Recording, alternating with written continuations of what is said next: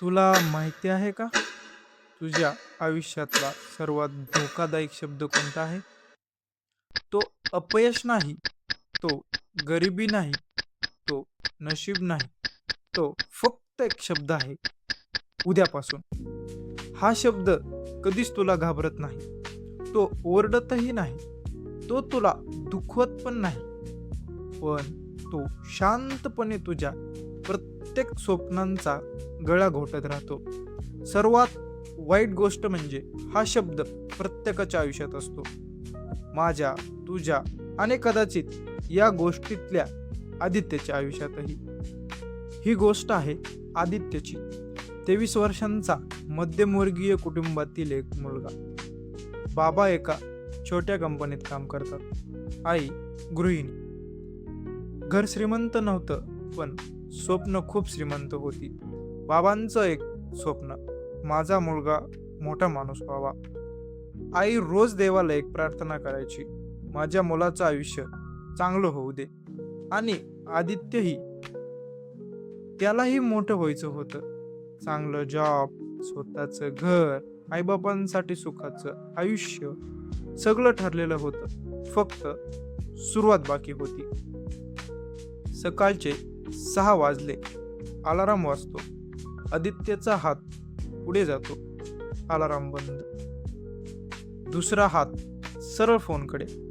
फक्त 5 मिनिटं. इंस्टाग्राम उघडतं. पहिली रील, दुसरी, तिसरी, 10वी, 20वी आणि अचानक 7 वाजून 20 मिनिटे. अरे, पुन्हा उशीर झाला.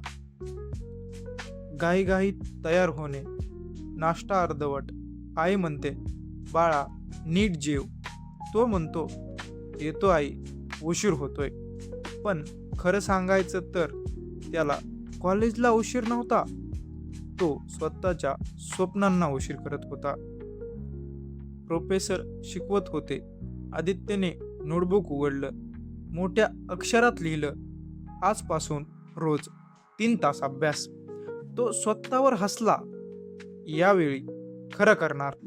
तेवढ्यात फोनची एक नोटिफिकेशन वाजली. फक्त एकदा बघतो आणि बघता बघता लेक्चर संपलं. नोटबुकमध्ये आजही फक्त एकच ओळ होती, आजपासून.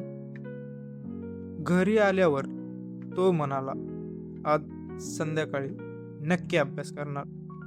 चहा झाला, थोडा आराम, फोन हातात, यूट्यूब, इंस्टाग्राम, व्हॉट्सअप.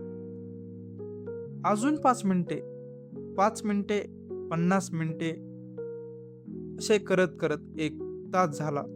संध्याकाळ झाली. रात्रीत बदलली. रात्री जेवताना बाबा म्हणाले, शेजारचा अमोल बघ, त्याला पुण्याला जॉब लागली. आई हसत म्हणाली, आपल्या आदित्यलाही लागेल, तो हुशार आहे. आदित्यही हसला, पण त्या हसण्यात आत्मविश्वास नव्हता. कारण त्याला माहिती होतं, अमोल अभ्यास करत होता आणि तो उद्यापासून अभ्यास करणार होता. रात्री सगळे झोपले. आदित्य एकटाच टेबलवर बसला. पुस्तक उघडलं. 2 पानं वाचली. मन लागत नव्हतं. फोन पुन्हा हातात. यूट्यूबवर सर्च केलं, हाऊ टू स्टॉप प्रोकास्टिनेशन. विटंबना बघ. तो व्हिडिओही पूर्ण पाहू शकत नाही. आरशात स्वतःकडे बघत तो स्वतःला विचारतो, माझ्यातच काहीतरी कमी आहे का? मी खरंच आळशी आहे का? माझ्याकडून काहीच होणार नाही का? त्या रात्री पहिल्यांदाच त्याच्या डोळ्यात पाणी आलं. कारण अपयशाने नाही, तर स्वतःला रोज दिलेलं वचन मोडून तो थकला होता. दुसऱ्या दिवशी त्याचा मित्र अमोल भेटला. हातात ऑफर लेटर, डोळ्यात आनंद. तो म्हणाला, भाऊ, मला जॉब लागली. आदित्यने त्याला मिठी मारली, कॉंग्रॅच्युलेशन. पण घरी परतताना तो पूर्ण रस्ता शांत होता. त्याला अमोलचा हेवा नव्हता, त्याला स्वतःची लाज वाटत होती. कारण दोघांकडेही 24 तास होते. फरक एवढाच होता, एकाने आज सुरू केलं होतं आणि दुसरा अजूनही उद्यापासून म्हणत होता. त्या रात्री आदित्य कब्बड उघडतो, एक जुनी डायरी बाहेर काढतो, धूळ साफ करतो, पहिलं पान उघडतो. त्यावर लिहिलं असतं, 1 जानेवारी या वर्षी मी माझं आयुष्य बदलणार. आदित्य हसतो, पण भिंतीवरचं कॅलेंडर पाहतो. आज 31 डिसेंबर. 1 वर्ष संपलं होतं, पण सुरुवात अजूनही झाली नव्हती. त्या रात्री आदित्यला पहिल्यांदा समजलं की त्याने वेळ वाया घातला नव्हता, त्याने एक पूर्ण वर्ष गमावलं होतं.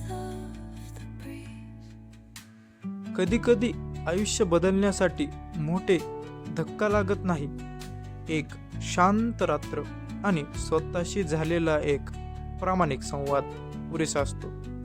त्या रात्री आदित्यने डायरी बंद केली, पण पहिल्यांदाच त्याने स्वतःपासून पळणं बंद केलं. तो खिडकीजवळ जाऊन उभा राहिला. रस्त्यावर एक सफाई कामगार सकाळी 4 वाजता काम करत होता. एक दूधवाला सायकलवरून बाटल्या वाटत होता. एक सिक्युरिटी गार्ड रात्रभर जागा होता. आदित्यच्या मनात एक प्रश्न आला, हे लोक माझ्यापेक्षा जास्त मेहनत करत आहेत, मग मीच नेहमी उद्यापासून का म्हणतो? त्या दिवशी पहिल्यांदाच त्याने स्वतःचा पूर्ण दिवस लिहून काढला. सकाळी फोन 1 तास, दुपारी रील्स फक्त 45 मिनिटे, संध्याकाळी यूट्यूब 1 तास 20 मिनिटे, रॅन्डम स्क्रोल, गेम्स, नोटिफिकेशन आणखी जवळपास 1 तास. तो शांत बसला. त्याने हातात पेन होता, पण हात थरथरत होता, कारण पहिल्यांदाच त्याला त्याचा खरा शत्रू दिसला होता. तो वेळ नव्हता, तो मोबाईलही नव्हता, तो स्वतःचे छोटे छोटे निर्णय. आपला मेंदू खूप हुशार आहे, पण तो एक चूक नेहमी करतो. त्याला आत्ताच मिळणारं सुख उद्याच्या यशापेक्षा जास्त आवडतं. म्हणून इंस्टाग्राम पुस्तकापेक्षा जिंकतं, पिझ्झा डाएटपेक्षा जिंकतो, झोप जिमपेक्षा जिंकते आणि आत्ताचा आराम नेहमी उद्याचं यश हरवतो. आदित्यला समजलं, त्याची समस्या आळस नव्हती, त्याची समस्या वाईट नशीब नव्हतं, त्याची समस्या एकच होती, तो नेहमी मोटिवेशनची वाट पाहत होता, पण ॲक्शनशिवाय मोटिवेशन कधीच येत नाही. त्या रात्री त्याने मोठं टाइम टेबल बनवलं. 5 मिनिटांनी ते फाडून टाकलं. तो स्वतःवर हसला, मी पुन्हा तीच चूक करतोय.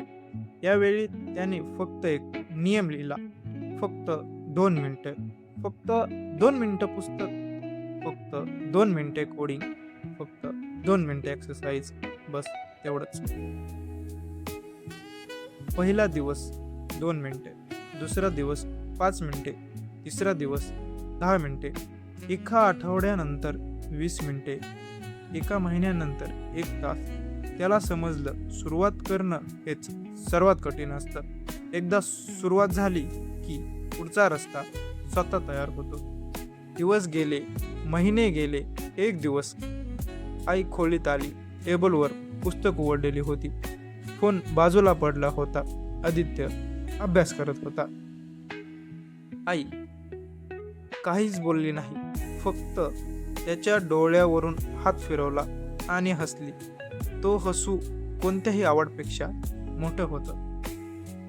बाबा एक दिवस म्हणाले, बाळा तुझ्यात बदल दिसतोय. आदित्यने फक्त हसून उत्तर दिलं, कारण यावेळी त्याच्याकडे शब्द नव्हते, त्याच्याकडे रिझल्ट होते. आरशात बघताना यावेळी त्याला अपराधीपणा दिसत नव्हता, त्याला एक नवीन माणूस दिसत होता. त्याने स्वतःला सांगितलं, मी अभ्यास करणारा माणूस आहे, मी ॲक्शन घेणारा माणूस आहे. कारण सवय बदलण्याआधी ओळख बदलावी लागते. 6 महिन्यांनी त्याचं डायरीमध्ये नवीन पान उघडलं. त्यावर लिहिलं होतं day 183, miss days 7, steel going. त्याला पूर्णपणे व्हायचं नव्हतं, त्याला फक्त थांबायचं नव्हतं. आज जर तू हा व्हिडिओ पाहत आहेस आणि तुझ्याही आयुष्यात एखादं स्वप्न महिन्यांपासून, उद्यापासून वर ढकललं असेल, तर एक गोष्ट लक्षात ठेव.